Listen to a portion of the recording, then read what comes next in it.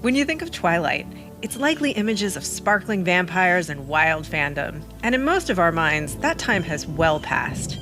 But right here in the place that inspired it all, both those fans and that mythical world are still very much alive and going strong. When Stephenie Meyer was first writing Twilight, she Googled the rainiest place in the US, and she found Forks. A tiny little dot on the map town in the middle of the forests of Washington state that almost nothing happens in for most of the year.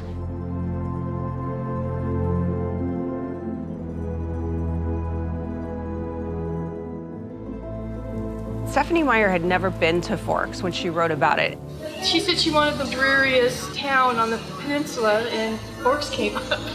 I lived in Forks for 25 years. Forks is historically known as a logging town. The logging's been slow.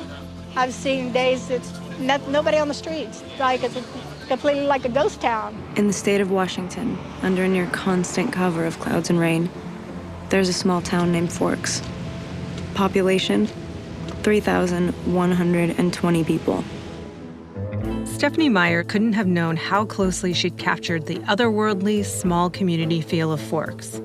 And this town wasn't prepared for how dramatically it would be changed by her sparkling vampires. People were picturing the way Stephenie Meyer described Forks in her books, and people came here and discovered that's true.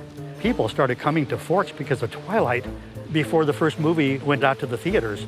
A small town populated by generations of loggers and used to being anonymous, Forks was resistant to this fan invasion and could make little sense of those so devoted to this made-up supernatural world. If you're an old-time logger, you're going, what's all this about? This is silly. I watched approximately 5 minutes of the first movie. I could not do it after that. I was done. At first, it was like, really?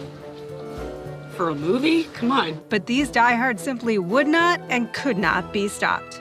I live Twilight 24 hours a day, 7 days a week. My name is Lissy Andros, and I'm the executive director of the Forks Chamber of Commerce, and I've lived in Forks, Washington since 2009. I read the Twilight series and saw the movies, became a big fan, fell in love with the characters, and so me and my mom moved up to Forks from Texas with 12 dogs.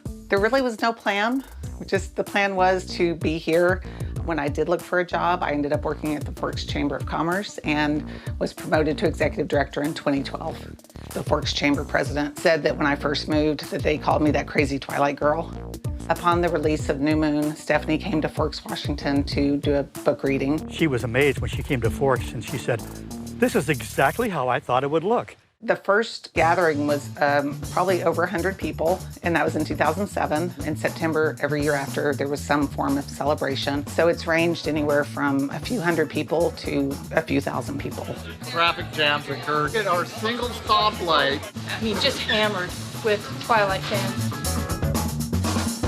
Okay, let's pause here because not all of you remember Twilight, or let's face it, ever saw it at all. So here's the series in a nutshell. Bella is an adolescent every girl who moves in with her dad in his hometown of Forks. There she falls in love with high school hottie Edward, who is also a sparkly vampire. But Bella's best friend Jacob, who's super into her, is the vampire's mortal enemy, a werewolf. And therein lies Team Edward versus Team Jacob. Anyway, there's not much else you need to know except that Team Edward wins and marries Bella. She becomes a badass vampire herself, they have a baby, which is super dangerous for her, and they all live happily ever after. In between, there's a whole mess of warring factions of vampires and werewolves, alliances that are made and broken, and lots of pining. And many, many people thought Bella was in a very controlling relationship and therefore set up a terrible example for young girls. An assertion that Twilight fans would strongly disagree with. In any event, the books launched a movie franchise, and the phenomena around Twilight became our generation's Beatlemania. You know, people went Beatles screaming crazy. A festival was born, attracting faithfuls who return year after year and tryhards of all varieties. When I first got here, I thought it was all bad. Crazy. It is crazy, right? 2013, we started coming together. Yeah, coming from Australia is my first time. It's my 8th trip to Forks, Washington. I've been coming since 2008, and he's been coming since 2012. Probably hundreds of times I've seen the movies. I live in Doha, Qatar. It only took 9.5 hours on the plane to Seattle. Quit my job, and I came. Did you need to quit your job to come? No, I didn't need to, but I wanted to. The other interesting thing about this event is that nothing was ever actually filmed in Forks. When the movie started coming out, people would say, well, why is everybody going to Forks? It wasn't even filmed there. The town was kind of perplexed about what was happening, but the people who worked at the chamber, they saw a need to give fans an experience, so they created the Twilight Tour and found the places that matched the descriptions in the books. And then businesses started jumping on board. And like one business named themselves the Treaty Line, one business created a Bella Burger, and so forth. So I think the businesses have had a lot of fun with it. People were drawn to Forks, this real town shrouded in fiction-based mystery, and locals found themselves exposed to a brand of all-consuming fandom that is generally confined to cons and chat rooms. It was a culture clash in its purest form. And we even had people come and say, are there really vampires that live here? You go to Forks High School? Is Edward there? Is Bella there? They truly believe that there's people there. And we're like, yeah, they are there. We used to have one girl that come every year that had a cutout of Edward, and she'd sit at the table with her. And yeah, about 5 years ago, we had some girls from California that had permanent fangs in their mouth for Twilight. With the vampires in Twilight don't have fangs. Fake fangs, tattoos, fan fiction, one of which would become a global phenomenon in its own right, the Twilight lovers were swept away by their passion and would go to untold lengths to express their affection, perhaps none more so than those who gather right here in Forks. In 2015, we rebranded our celebration as Forever Twilight in Forks, and we really felt like Forever Twilight in Forks more represented what the festival was, because we feel like this is going to be part of us forever. There's no convention center here. Events are hosted literally wherever they can find space. At the Elks Club, at the high school, at a wedding reception venue. They built a place just for this festival, the Rainforest Arts Center. This is their permanent collection of props and costumes and Twilight memorabilia. Creativity just burst out of people. I mean, you can see it here, people making cool quilts, people making their own awesome jewelry, designing t-shirts. I've got a Wasteland's shirt, the Kiss Me Myra shirt, and a shirt of Jacob's, a motorcycle shirt. Was that expensive? Yes. How much was it? Some of my favorite pieces here in my Twilight room are my neon sign. Dazzle by Twilight used to be a store here in Forks, and so Edward dazzles me. So, of course, my stand-up Edward, you know, he's watching me right now. Can you see he's looking at me? Once you get here, you find out that this is like its own culture. There is lingo and language. There's a hierarchical structure to the cosplayers. The cosplayers are maybe one of the most fascinating parts of this event because they don't function like they do at Comic-Con, where there's 2 million Wonder Women who are also just fans. No. So when I first got here, I thought that we were just cosplayers that were here for like us to take pictures with, and I was like, oh, that's so nice. And then I went into like the birthday party thing, and the guy that's Jacob was there, and I was like, I think it's so nice that you guys do this. And he was like, well, I just live right over there. And I was like, you're a local? Like, wow, what's that like for you? And he's like, what do you mean? Like, I just live on the reservation with my dad, and he's like in a wheelchair. And I was like, oh. Like, then you're like, wait a second. Hold on a second here. And I think that was the first time I realized just how serious this was. We are actually hired every year by the festival to bring the Twilight characters to life, so we act in an entertainment capacity for the fans. So we're out there interacting, mingling, taking photos, speaking to the fans as if we are the characters and drawing them into the Twilight world. I was actually one of the first to read Twilight. I nannied for Stephanie Meyer's first cousin and very good friend. So I knew about Twilight before it was a thing. I was not interested until I saw Michael Sheen play Arrow. Remarkable. As soon as Michael Sheen went, what a happy surprise. Bella is alive after all. It just sent tingles like up and down my body. The 2 people hosting the event are cosplayers who are Aro and a second Alice. I'm also on the planning committee, and every year we look at what have we done, what can we do differently, what can we do better. So we're up at 5 a.m. every morning, headed out to our first event by 8 a.m. Wearing hair and makeup and contacts all day, performing for fans, and we have to be on all the time when we're with fans. So that means no eating, no drinking, no going to the bathroom, because vampires don't do that. We typically don't get home and into bed until 2, 3 o'clock in the morning, and then we're up at 5 a.m. to do it all over again. I love how into it they are. It does bring it to life. It does make you feel like you're part of it. I think we have this down to a science at this point. We know our characters very well. We don't break character when we're at events. Together we work to make a conducive experience for our guests at the festival. There's really no other convention that quite captures the immersive, books-come-to-life experience that this festival does. It's nice to have a place to go for your fandom, Harry Potter fans or Star Trek fans. There is no place that they can go.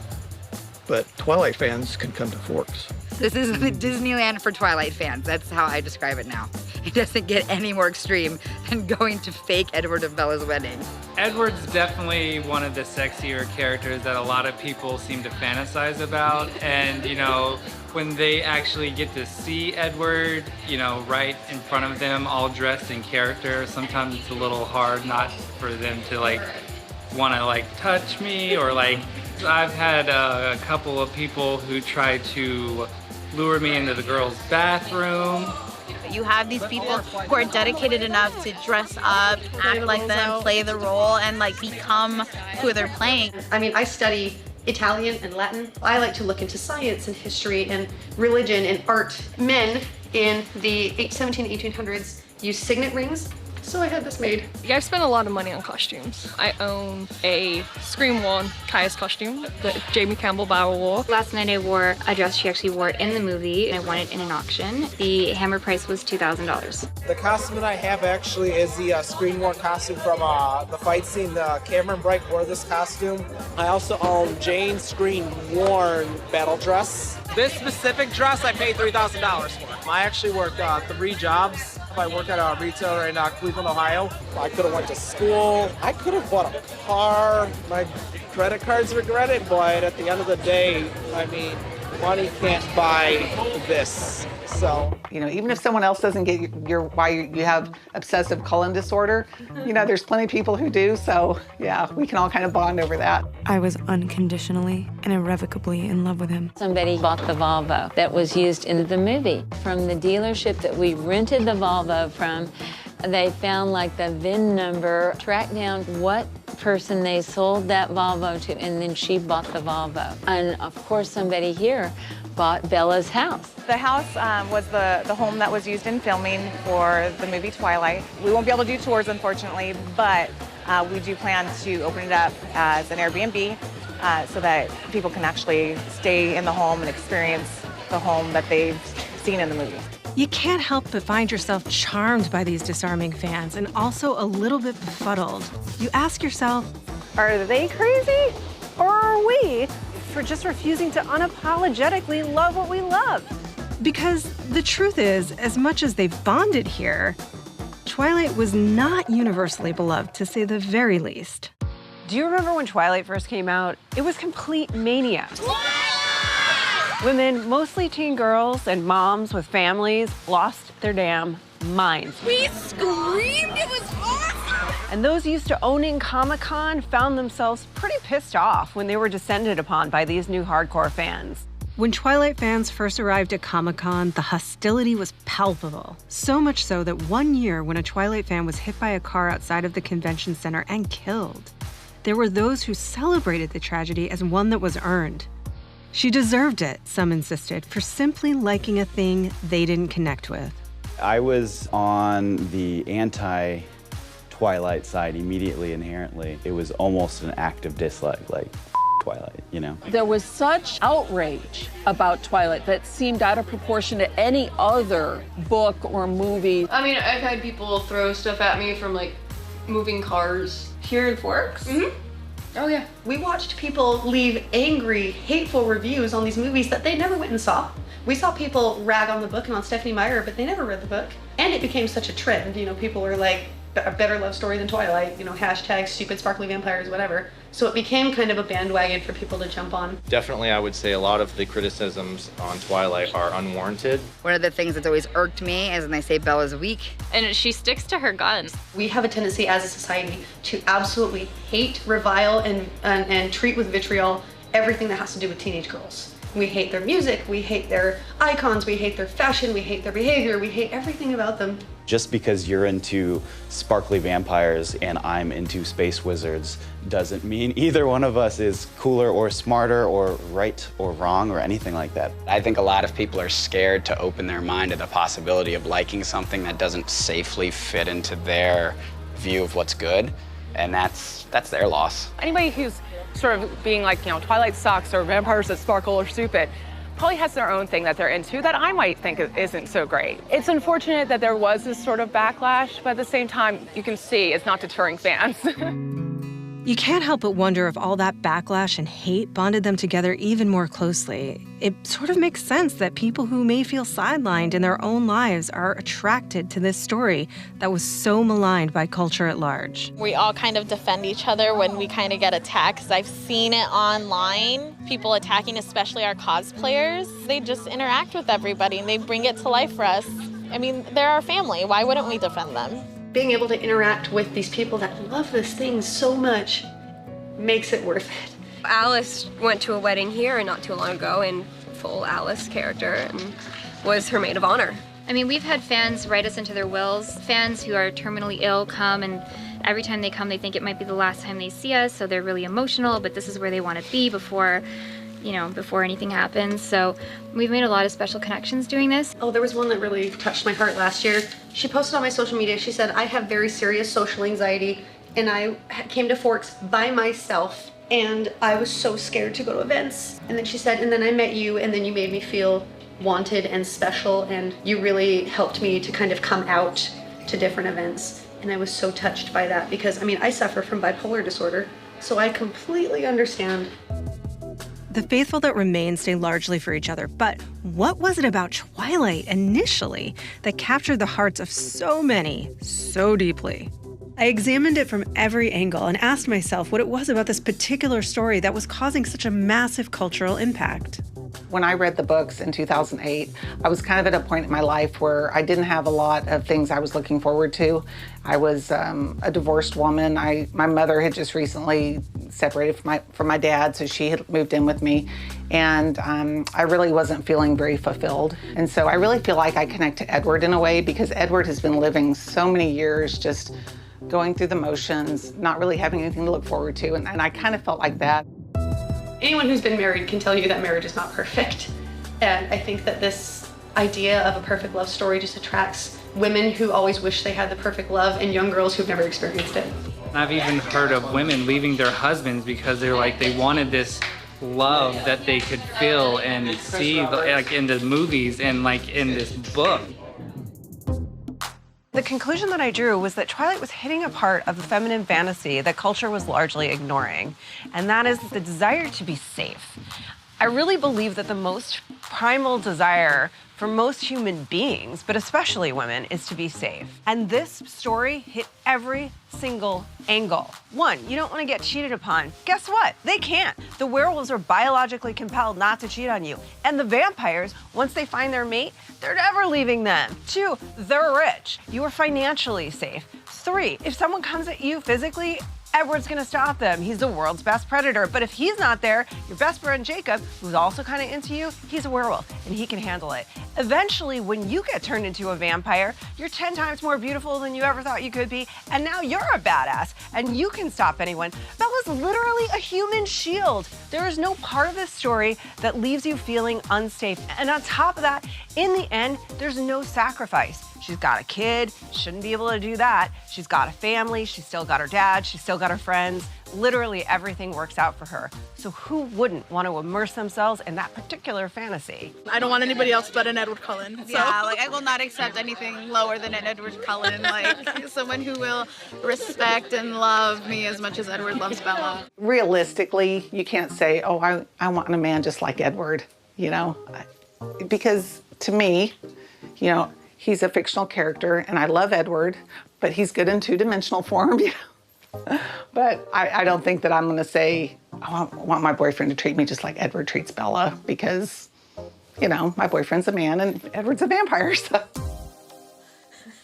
I see that very clearly, so.